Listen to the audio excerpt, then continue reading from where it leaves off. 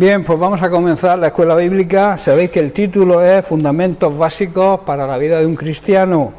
Y estamos en la lección 7 todavía. En la lección 7 se titula ¿Quiénes somos y qué tenemos en Cristo? Es una lección que abarca muchísimo, por eso llevamos ya tantas semanas con este tema, porque lo que somos en Cristo y lo que tenemos en Cristo no se puede predicar en una tarde, ¿verdad? Así que vamos a dar un pequeño repaso para ponernos al día y decir que cuando nos convertimos de verdad, cuando aceptamos a Jesucristo como Señor y Salvador, recibimos una nueva vida, somos una nueva creación en Cristo. También entramos en una nueva relación con Dios, somos adoptados como hijos, hay una relación de padre con hijo. También estuvimos tratando la declaración del apóstol Pedro sobre nosotros, las 4 grandes verdades que él dijo en su primera carta, capítulo 2, verso 9. Dice que en primer lugar somos un linaje, que quiere decir una familia escogida, la familia de Dios. En segundo lugar somos real sacerdocio, o sea, sacerdotes reales, o sea, sacerdotes al servicio de nuestro Rey. En tercer lugar somos una nación santa. Aquí la palabra nación simboliza la Iglesia, una Iglesia santa, apartada, dedicada y consagrada al sagrado ministerio de predicar el Evangelio. Y en cuarto lugar somos su posesión, le poseemos a Cristo, primero por creación, como Dios que es, y también porque nos compró con su muerte, nos redimió, que quiere decir nos sacó de la esclavitud. También hablamos de que somos aceptos en el amado. La palabra aceptación, además de incluir que hemos sido justificados por Cristo, también significa que somos el objeto de su complacencia. Dios se agrada de nosotros y eso realmente es algo extraordinario, que el creador del universo, el creador de la tierra y del cielo, se deleite y disfrute con nosotros. También que podemos confiar en aquel que comenzó la buena obra en nosotros, confiar en que la va a terminar, la va a perfeccionar. Y eso va a ocurrir cuando nosotros estemos dispuestos, como dijo David, estemos dispuestos a hacer todo lo necesario para que el propósito de Dios se cumpla en nosotros. Y entonces Dios, cuando comienza esa obra, siempre la va a terminar, pero claro, necesita de nuestra disposición. Si nosotros no queremos, Dios no puede hacer nada. Tiene que ir por delante nuestro deseo de que Dios cumpla su plan en nosotros. También cuando nos convertimos hemos sido liberados, que quiere decir hemos sido librados de la esclavitud, hemos sido librados del pecado que nos tenía esclavizados. Y comentábamos y hablábamos de la atadura del pecado y veíamos lo que decía Pablo, lo que preguntaba Pablo en el capítulo 6 de Romanos, versículo 16, donde dice: no nos damos cuenta de que uno se convierte en esclavo de todo aquel o de quien decide obedecer. Pero por su gracia, hermanos, hemos sido librados de todo tipo de esclavitud, de todo tipo de atadura, y sobre todo de la mayor atadura que el ser humano tiene, que es la atadura del pecado, donde vive quizá inconscientemente aquellos que no creen, que niegan la existencia de Dios, no se dan cuenta de la importancia y las consecuencias que tiene el pecado. Y en Proverbios capítulo 28, verso 13, vemos que Salomón nos da un sabio consejo, en el cual nos dice: el que encubre, o sea, el que esconde, el que tapa su pecado, no prosperará, mas el que los confiesa y se aparta, alcanzará misericordia. Hermanos, cuando reconocemos nuestros pecados, le pedimos perdón a Dios y nos alejamos de ellos, la misericordia y el amor de Dios nos alcanza. En cambio, si nos negamos a reconocerlos y por tanto seguimos pecando, aparte de que nada nos va a salir bien en esta vida, estará en juego nuestra eternidad. Y eso es algo que debemos meditar.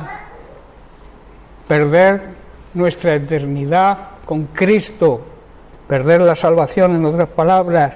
Dios, hermanos, hoy sigue dando, mientras que estemos en esta vida, mientras que disfrutemos de esta vida, Dios sigue teniendo misericordia y sigue dando oportunidades a las personas para que se arrepientan y que puedan ser libres de la atadura del pecado y también puedan ser salvas por medio solo y únicamente de Cristo. También comentamos que el pecado es una lacra. Una lacra es una secuela, es una marca, es una señal, un vicio físico o moral que marca a aquel que lo tiene. El pecado, hermanos, deja cicatrices. El pecado es una lacra. El pecado nos marca, nos lleva al desastre, nos lleva a la derrota y deja secuelas y cicatrices que deben ser sanadas. Por tanto, confesar y reconocer nuestros pecados y apelar a la misericordia de Dios es una buena manera por la que recibimos su perdón, su guía, su dirección y su ayuda. Esto, hermanos, habla de ser honestos con Él, pero también con nosotros mismos. Acerca de nuestros pecados, tenemos que ser honestos con Dios, reconocer nuestros pecados y reconocerlos a nosotros también, porque a veces lo que hacemos es justificarlos y el pecado no tiene ningún tipo de justificación. La única justificación que tiene es que cuando nos arrepentimos, Jesucristo se convierte en nuestra justicia, nos justifica. Pero debe haber un arrepentimiento y un alejamiento del pecado. La Biblia, la palabra de Dios enseña que el pecado crea una barrera que nos separa de Él, de Dios. Solo derribando esa barrera, con el arrepentimiento y por medio de Cristo, las personas pueden volver a reconciliarse con Dios. La vida cristiana, hermanos, debe ser una vida de victoria sobre el pecado. Hablamos de que vamos de victoria en victoria, pero la mayor victoria es la victoria que Cristo nos da, las fuerzas. Cuando Pablo dice todo lo puedo, también está incluyendo el poder dejar de pecar. Todo lo puedo en Cristo que me fortalece. Si tú te ves incapacitada o incapacitado de dejar de pecar, tienes que pedirle ayuda a Cristo. Y Cristo te va a conceder esa ayuda, pero tú tienes que poner de tu parte y tienes que reconocer que eres pecador o pecadora, tienes que apartarte del pecado y entonces recibe el amor y la misericordia de Dios. Al convertirnos también somos salvos, por tanto, de las consecuencias del pecado. Y vamos a leer en Romanos capítulo 10, los versículos del 8 al 13. Donde Pablo declara, dice, más, ¿qué dice? Cerca de ti está la palabra, en tu boca y en tu corazón. Y esta es la palabra de fe que predicamos, que si confesares con tu boca, con la boca, que Jesús es el Señor y creyeres en tu corazón que Dios le levantó de los muertos, serás salvo. Esto es una frase o un versículo que se le suele leer a los que se convierten. Y a los que quieren aceptar a Cristo tienen que hacer esa confesión, ese reconocimiento con la boca públicamente y creer de verdad que Cristo resucitó de los muertos, que Dios los resucitó. Versículo 10, y aquí dice el por qué, dice, porque con el corazón se cree para ser justificados, o sea, para justicia, pero con la boca se confiesa para salvación. Pues la Escritura dice, todo aquel que en él creyere no será avergonzado, porque no hay diferencia entre judío. Cuando la Biblia se refiere a los judíos, aquí en este sentido, habla de aquellos que estaban más cerca de Dios, y también del griego, que simboliza a los que están más alejados, pues es el mismo Señor de todos, y es rico en amor y en misericordia para con todos aquellos que le invocan. Invoca significa pedir ayuda, y pedir ayuda quizás a gritos. Y el versículo 13 dice, porque todo aquel que invocare, que le pidiera ayuda en el nombre del Señor, será salvo. El mensaje de salvación, lo que Pablo llama palabra de fe, la palabra de Dios dice que está muy cerca de nosotros, porque tenemos un Dios que no es un Dios lejano, Dios es un Dios cercano a nosotros. Esa palabra está en nuestros labios, o debe estar en nuestros labios y en nuestro corazón.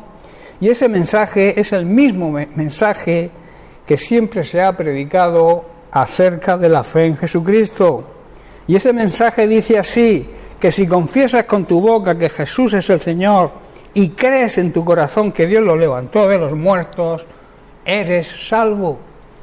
O sea que aquí se demuestra que la salvación no es por hacer buenas obras, sino por creer y creer lo que Jesús hizo, creer lo que Dios hizo, porque Dios tomó la iniciativa, envió a Jesucristo a la muerte, y una muerte horrenda, murió entre criminales, como suelo decir, y lo hizo por amor a nosotros.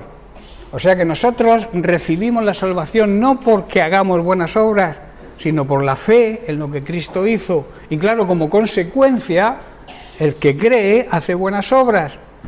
Por tanto, las buenas obras son consecuencia de nuestra salvación. Es por creer en nuestro corazón que somos declarados justos a los ojos de Dios, y es por confesarlo con nuestra boca que recibimos la salvación. Las Sagradas Escrituras dicen: todo el que confíe en el Señor jamás será avergonzado. A veces tenemos, y nos da quizás reparo, de confesar nosotros a Cristo. Nos da vergüenza quizás hablarle a los demás de Cristo. Pero dice que todo el que confía en el Señor jamás será deshonrado, jamás será avergonzado. Así que con libertad habla de Cristo a las personas, y el que te acepte le estás dando la oportunidad de salvación, y el que no te acepte, no acepte la palabra de Dios, pues tiene un problema serio. Pero tú has cumplido con tu obligación, que es de predicarle el Evangelio. Y luego añade, dice: todo el que invoque, todo el que clame, todo el que le pida ayuda a Dios en el nombre de Jesucristo es salvo. También, hermanos, al convertirnos hemos muerto al pecado y vivimos en la justicia. Yo pregunto, ¿hemos muerto al pecado? ¿El pecado ya no es nuestro dueño? ¿Somos esclavos del pecado?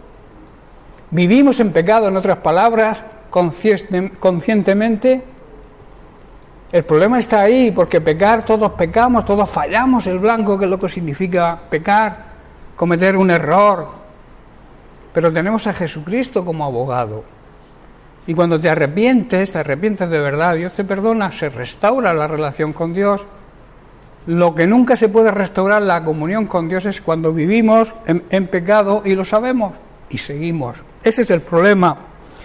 Por eso el apóstol Pedro en su primera carta, capítulo 2, versículos 21 al 25, nos dice: pues para esto fuisteis llamados, porque también Cristo padeció por nosotros, dejándonos ejemplo para que sigáis sus pisadas, el cual no hizo pecado ni se halló engaño en su boca. La mayor injusticia que se cometió con un ser humano se cometió con Jesucristo, que nunca hizo nada malo, y lo mataron, lo crucificaron, lo condenaron a muerte. Versículo 23 dice: quien cuando le maldecían no respondía con maldición, cuando padecía no amenazaba, sino encomendaba su causa al que juzga justamente. Y añade: quien llevó él mismo nuestros pecados en su cuerpo sobre el madero, para que nosotros, estando muertos a los pecados, vivamos a la justicia, y por cuya herida fuisteis sanados. Fuimos sanados tanto física como emocionalmente, como espiritualmente, porque estábamos muertos. La mayor enfermedad que una persona puede tener es estar muerto, ¿verdad? Y Cristo nos dio vida. Esa muerte espiritual significa que estábamos condenados. Y Cristo, además de darnos la sanidad física hoy, también nos regala la salvación. Y luego el versículo 25 dice: porque vosotros erais como ovejas descarriadas, pero ahora habéis vuelto al pastor y obispo de vuestras almas. Hermanos, Dios nos llamó para hacer lo bueno, no para que hagamos lo malo. Aunque para eso, para hacer lo bueno, tengamos que sufrir, y sufrir de la misma manera que Cristo sufrió por nosotros. Él fue nuestro ejemplo y debemos seguir, imitar su vida, seguir sus pasos, como dice el apóstol. Él nunca pecó, como he dicho, y jamás engañó a nadie. No respondía cuando lo insultaban, ni amenazaba con vengarse. Nosotros a veces se nos va la olla, ¿verdad? Y cuando nos dicen cualquier cosa enseguida saltamos y contestamos. Pero Jesucristo dice que no abrió su boca, le insultaban y no se vengaba, no amenazaba a nadie, sino dejaba su causa en las manos de Dios el Padre, quien siempre dice juzga con justicia. Él mismo, Jesús, cargó nuestros pecados sobre su cuerpo en la cruz, para que nosotros podamos estar muertos al pecado, pero vivos para hacer lo recto y lo honrado. Y dice que por sus heridas, por lo que Él padeció, nosotros somos sanados y somos salvados. Antes éramos ovejas, yo diría cabras, que andábamos descarriadas, pero ahora hemos vuelto a nuestro pastor, al que guarda nuestras almas. Un buen pastor, hermanos, cuida, guarda, protege y alimenta a sus ovejas. Y eso es lo que hace el Señor con nosotros. Por eso al Señor se le llama el buen pastor. Y todo buen pastor debe imitar al pastor de los pastores, al maestro de los maestros, al apóstol de los apóstoles, porque él tenía los 5 ministerios. Hermanos, esto nos obliga a algo, ¿verdad? Lo que Cristo hizo por nosotros nos obliga a algo. Él murió por nosotros. Y es una necesidad que nosotros debemos morir para vivir. ¿Entendéis la frase? Debemos morir a nuestra antigua manera de vivir, a nuestra egoísta manera de vivir y resucitar a una nueva vida, esa vida plena, esa vida llena de la bendición de Dios que el Señor nos ofrece y que quiere que la vivamos, pero está en nuestra mano aceptarla o no aceptarla. Dios no obliga, Dios no te va a quitar nunca tu voluntad. El diablo sí, el diablo quiere apropiarse de tu voluntad para que hagas lo que él quiere que hagas, pero Dios te da libre albedrío. Él te explica las cosas a través de su palabra, Él te dice cómo debes hacer las cosas para que te vaya bien, pero no te obliga a hacerlas. En ti está la decisión. Tampoco te va a salvar si tú no quieres, tampoco te va a meter, como suelo decir yo, al cielo a empujones. Tú debes decidir a través de tu propia voluntad seguir a Cristo, seguir sus enseñanzas o no seguirlas. Ahí está nuestra decisión, y nuestra decisión sabia debe ser morir para poder vivir. En el capítulo 12 de Juan, versículo 24, Jesús nos dice, y habla también proféticamente de cómo sería su muerte. Dice, de cierto os digo. Cuando Jesús emplea estas palabras, en verdad os digo, de cierto os digo, es como una manera de captar nuestra atención, porque lo que viene a continuación es de suma importancia. Dice, os digo que si el grano de trigo no cae en la tierra y muere, queda solo, pero si muere, lleva mucho fruto. Un grano de trigo tiene que caer, tiene que morir, tiene que ser sembrado en la tierra para que produzca fruto, ¿verdad? Un grano de trigo en un stand, ahí están por 20 años y no produce. Tiene que caer en la tierra, tiene que morir, tiene que ser sembrado para que pueda dar fruto. Solo no podría hacerlo nunca en una estantería, como digo.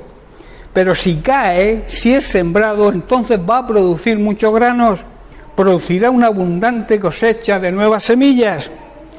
De la misma manera, hermanos, nosotros debemos morir, enterrar nuestra egoísta antigua manera de vivir para producir el fruto de otras muchas vidas salvadas mediante nuestro ejemplo, nuestro testimonio y nuestra siembra, nuestra predicación de la palabra de Dios, porque la semilla de la palabra de Dios también debe ser sembrada para que produzca fruto. La Biblia también en la estantería de casa no produce efecto si no la vivimos, si no la ponemos en práctica, si no demostramos a la gente que nos rodea que vivimos de acuerdo a la Biblia, a la palabra de Dios, y entonces va a producir fruto, y el fruto será almas convertidas, que es la labor y el ministerio hoy de la Iglesia.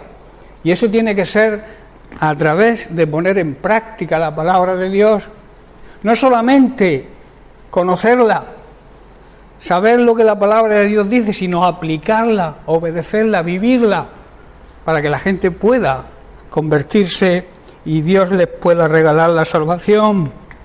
El ejemplo lo tenemos en el propio Jesús. Él tuvo que morir para que nosotros recibiéramos una nueva vida plena y abundante, la vida eterna a todos los que se arrepienten y le aceptan y le reciben como Señor y Salvador. Hermanos, todos aquí en esta tierra nacemos con la semilla del pecado, esa semilla que sembró Adán y Eva. Nacemos de alguna manera cautivos del pecado y estamos en las manos de Satanás hasta que decidimos por nuestra propia voluntad cambiar de la situación, cambiar de padre, como yo suelo decir, dejar de ser hijos de Satanás para pasar a ser hijos de Dios. Porque Dios, ante nuestra imposibilidad de salvarnos, como dije antes, tomó la iniciativa y envía a su Hijo a la tierra, y lo envía para que a través de su muerte nosotros, que estábamos espiritualmente muertos, o sea, que estábamos condenados, pudiéramos tener una nueva vida, al regalarnos la salvación. En Efesios capítulo 2, versículo 1, Pablo dice lo siguiente: y Él, Jesucristo, os dio vida a vosotros, cuando estabais muertos en vuestros delitos y pecados. O sea, en otras palabras, Cristo, con su muerte y su gloriosa resurrección, nos salvó de la condenación eterna. Antes de conocer al Señor y aceptarlo como nuestro Señor y Salvador, nosotros estábamos muertos a causa de nuestra desobediencia y de nuestros muchos pecados, pero al morir Cristo por nosotros y al arrepentirnos, su muerte a nosotros nos da vida. Nuestra vieja manera de vivir quedó crucificada con Cristo. Esto es lo que Pablo quiere decir cuando en Gálatas capítulo 2, verso 20 dice: con Cristo estoy juntamente crucificado, y ya no vivo yo, mas vive Cristo en mí. Y lo que ahora vivo en la carne, lo vivo en la fe del Hijo de Dios, el cual me amó y se entregó a sí mismo por mí. Hermanos, nuestro antiguo yo ha sido crucificado, o debería haber sido crucificado con Cristo. Ya no vivimos para nosotros, sino que Cristo vive en nosotros y vivimos nosotros para hacer su obra. Eso simboliza, eso da testimonio de que hemos nacido de nuevo de verdad, de que somos hijos de Dios, de que hemos aceptado a Jesucristo como nuestro Señor, como nuestro dueño, que es lo que significa Señor, y nuestro Salvador personal, quien nos amó, hermanos, y se entregó a sí mismo por nosotros. Vivimos quizá en un cuerpo terrenal, como decía el apóstol Pablo, un cuerpo terrenal inmortal, pero confiamos en el Hijo de Dios, quien nos amó y lo demostró al morir por nosotros en nuestro lugar, cuando Él era completamente inocente. Él no merecía la muerte, la merecíamos nosotros. En cambio, Él cargó con la sentencia nuestra, que era una sentencia condenatoria, y Él pagó el precio, Él pagó la deuda de nuestro pecado. Dice Pablo también que la paga, la consecuencia del pecado es la muerte, y Cristo tuvo que morir para pagar nuestra sentencia de muerte. Esa sentencia de muerte significa nuestra condenación. Dios el Padre usa la muerte de su Hijo para darnos vida a todos aquellos que aceptamos y recibimos a Jesucristo como Señor y Salvador personal. Y eso tiene que hacerlo cada uno. Yo no puedo recibir a Cristo por ti. Es una decisión particular y personal. Dios no tiene nietos, tiene hijos. Y los hijos son aquellos que dan el paso de aceptar a Jesucristo como Señor y Salvador. La Biblia dice que a lo suyo vino y su propio pueblo no lo recibió, pero luego añade a aquellos que le reciban, que le acepten como Señor y Salvador, les da la potestad, la autoridad, el derecho legal de ser llamados hijos de Dios. Todos somos creación de Dios, pero hijos de Dios solamente son aquellos que dan ese paso voluntario y personal. Vuelvo a repetir, nadie puede hacerlo por ti, tú tienes que tomar la decisión de hacerlo, y eso va a determinar tu eternidad. En Isaías capítulo 45, versículo 22, el propio Señor nos dice por boca del profeta: mirad a mí y sed salvos todos los términos de la tierra, porque yo soy Dios y no hay más. En otras palabras, se termina la discusión. Yo soy el único Dios verdadero. Eso es lo que está diciendo Dios. Todo el mundo debe buscar a Dios, hermanos. Mirar lo que sucedió, no la cruz como cruz, sino lo que sucedió en esa cruz hace más de 2000 años. Buscar la salvación que Él ha provisto por medio de la muerte y la gloriosa resurrección de su Hijo Jesucristo, porque Él es el único Dios verdadero y no hay otro como Él. Y son palabras propias del mismo Dios. Por tanto, no hay discusión. Dios es el único Dios verdadero. El Dios de la Biblia, nuestro Dios, es el único Dios verdadero. Hoy en día hay muchos dioses, hay muchas religiones, hay muchas falsas doctrinas que niegan incluso la divinidad de Cristo, cuando la Biblia dice que en Él está la plenitud de la deidad. O sea, Dios mismo en plenitud es Cristo. Y hay muchos que niegan, por eso tenemos que estar muy atentos, que nadie nos engañe, porque hay mucha mentira, hay mucho engaño hoy en día. Y muchas veces viene con el autoengaño, que es el peor de los engaños. Querernos engañar a nosotros mismos, querernos justificar nuestros pecados. Queremos decir, es que no puedo. Sí puedes, en Cristo todo lo puedes, incluso dejar el pecado, puedes hacerlo, claro que puedes. Lo que pasa es que no quieres. Buscamos justificación, le quitamos, digamos, el valor a lo que tiene el pecado, a las consecuencias del pecado, minimizamos las consecuencias del pecado, y eso es un error. Eso es un error que lamentablemente está cometiendo la humanidad, pero también hay muchos creyentes que también se dejan esclavizar por el pecado y no saben salir. O mejor dicho, no quieren salir porque sí saben cómo hay que salir, aferrándose a Cristo, aferrándose a su palabra. Cuando sientas el deseo de pecar, vete a la palabra de Dios, busca la intimidad con el Señor, busca su ayuda y ya verás cómo Él te va a dar la fuerza para que no peques. Pero claro, tienes que decidirlo tú. En Romanos capítulo 6, versículos 4 y 5, Pablo nos dice: pues hemos muerto, los que hemos aceptado a Cristo, los que somos hijos de Dios ya, hemos muerto y fuimos sepultados con Cristo mediante el bautismo. Esa es la simbología del bautismo.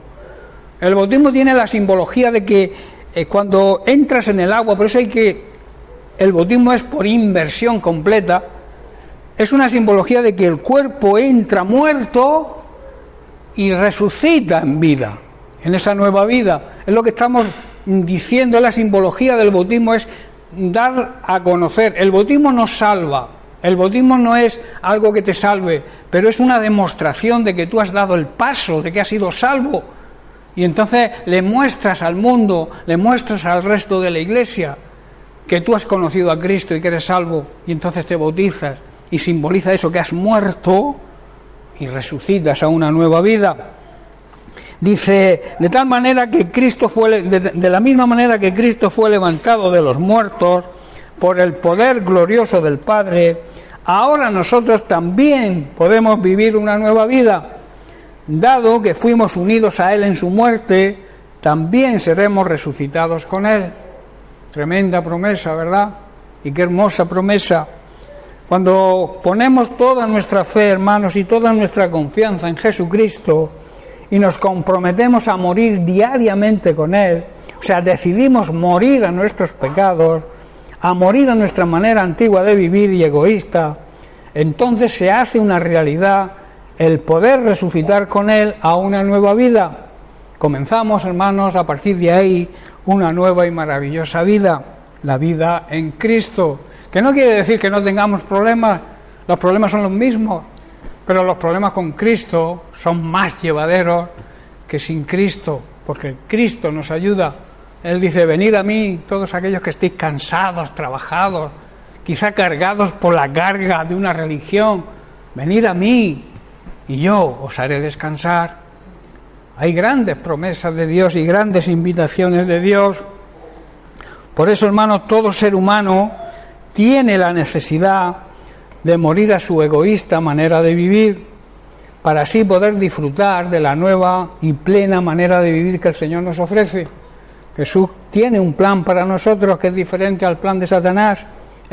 Satanás quiere arruinar nuestra vida, quiere destruirnos, no quiere hacernos daño, quiere destruirnos, tanto física como espiritualmente, quiere enviarnos al infierno. Ese es el plan del diablo. Pero Jesús tiene otro plan para nosotros, otro plan perfecto. Dice, yo he venido para que tengáis vida, y vida en abundancia. Si no la vives es porque no quieres, porque Él la tiene y Él la da y Él lo que promete concede. Pero claro, hay algo que tenemos que hacer nosotros, y es alejarnos del pecado, vivir en la santidad que Dios nos exige, apartados, consagrados, dedicados al uso sagrado de predicar el Evangelio. Como suelo decir yo muchas veces, si no vives en santidad, no prediques el Evangelio. Debemos vivir en santidad para poder predicar el Evangelio con garantía y que el Espíritu Santo nos apoye. El Espíritu Santo no está con aquellos que viven en pecado, y claro, y si no está, no te puede apoyar. Pon tu vida en orden, arregla tu situación y después predica el Evangelio. Porque aparte la gente que te rodea te conoce. ¿Cómo le puedes predicar a alguien sobre el pecado, sobre las consecuencias del pecado, sobre la condenación que trae el pecado si tú vives en pecado? Perdemos toda la fuerza moral. ¿Estás comprendiendo, hermano? Veo cara así, algo, yo qué sé. Por eso digo que todo ser humano, toda persona tiene la necesidad de morir al pecado, para así poder disfrutar de la nueva y maravillosa vida que Cristo nos ofrece, y que Él la consiguió para nosotros al morir en nuestro lugar en una cruz hace más de 2000 años. Él venció a la muerte. Recordemos que Él resucitó, no se quedó en la tumba está vacía. Hoy muchos de los líderes de otras religiones están enterrados, existe su tumba, pero la tumba de Cristo está vacía, y eso nos debe llenar de esperanza, de fe, de gozo, porque Él nos promete que de la misma forma que Él resucitó, si estamos unidos a Él, si le seguimos y le servimos como Él se merece, vamos a resucitar con Él. Y eso es una tremenda promesa de Dios, es algo que si te pones a pensar es para estar dando saltos de alegría, ¿verdad? Pensar que Cristo, Dios hecho hombre en la figura de Jesucristo, murió por ti y por mí, seres insignificantes que habitamos este planeta. Eso debería llenarnos de fe y sobre todo de tener la garantía de que Dios está de nuestra parte cuando nosotros estamos de parte de Él. A veces muchos quieren que Dios esté de su parte y ellos vivir su vida. Y luego cuando les ocurre algo culpan a Dios. Es que Dios, ¿por qué Dios permite? ¿Por qué Dios? Porque te ha hecho libre. Puedes hacer lo que quieras. Él te dice cómo debes vivir. Pero si no quieres vivir como Él dice que vivas y te pasan cosas que tú no deseas, la culpa no es de Dios. La culpa es del pecado. Porque hay guerras en el mundo por la ambición, por las riquezas, por el poder. Se creen que van a ser eternos, que no se van a morir nunca. Y organizan guerras para imponer su autoridad, su poder. ¿Eso es culpa de Dios? ¿O es la obra de Satanás que ha torcido las mentes de las personas, de los seres humanos? Por eso yo siempre oro, cuando oro por el tema de las guerras, oro por personas pacificadoras, que se levanten gobiernos con personas, con ministros, con jefes de Estado que sean pacificadores, que busquen la paz y no la guerra, porque la guerra que trae dolor, muerte, destrucción. En cambio la paz trae vida, trae esperanza. Cristo es nuestra paz. Los cristianos debemos vivir en la paz de Cristo. Y la paz de Cristo se consigue cuando vivimos alejados del pecado. Como dije el otro día, creo que fue el domingo, ningún cristiano que viva en pecado puede vivir en paz, es imposible. La paz se pierde cuando hay pecado en nuestra vida. Así que si tú quieres vivir en paz, pero no la paz de no discutir con la gente, no, la paz con Dios, la verdadera paz, la paz interior, la paz de sentirnos perdonados por Dios. Esa es la mayor paz que un ser humano pueda tener, sentirse perdonado por Dios, pero sentirlo de verdad, creer en la existencia de Dios, creer en la grandeza, creer en el amor y la misericordia y la bondad de Dios. Cuando lo creemos, todas esas cualidades de Dios, que eso es su esencia, se hacen latentes en nuestra vida y entonces tenemos la paz de Dios. Esa paz que el mundo no entiende, esa paz es la que quiere y la que Dios quiere que tengan sus hijos. Así que si no vives en paz, analiza tu vida. Busca dónde está la raíz del problema. Y la raíz del problema no está en Dios, está en nosotros. Porque Dios es perfecto y nosotros no. Y donde está la perfección, no hay errores. Donde está la imperfección, sí hay errores.